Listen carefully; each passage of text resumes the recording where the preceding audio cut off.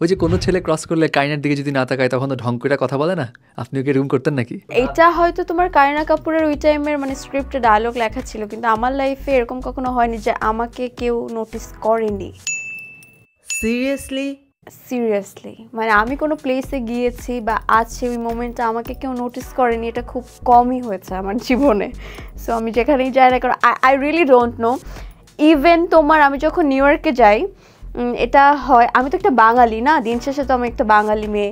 So থাকে না, আমার যখন ফ্রেন্ডসরা আমার কাজিনরা যখন আমরা একসাথে হাঁটি বা কোথাও যাই, যে কোনো জায়গায় যে কোনো প্লেসে, তো মোস্ট অফ দ্য পিপল এই যে আমি হাঁটছি না, আমার অনেক রিলসে দেখবে এই যে আমি হাঁটি এরকম সব ফরেনার এরকম তাকায় তাকায় দেখে, আবার এরকম ঘুরে আমার দিকে।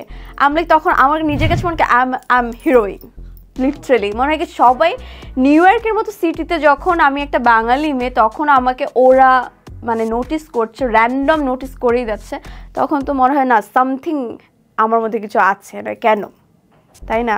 হাজার হাজার মানুষজন যাচ্ছে আসছে, কাউকে নোটিস করছে না, বা হয়তো করছে, কিন্তু আমাকে যে সবাই যেভাবে দেখছে, I just loved it.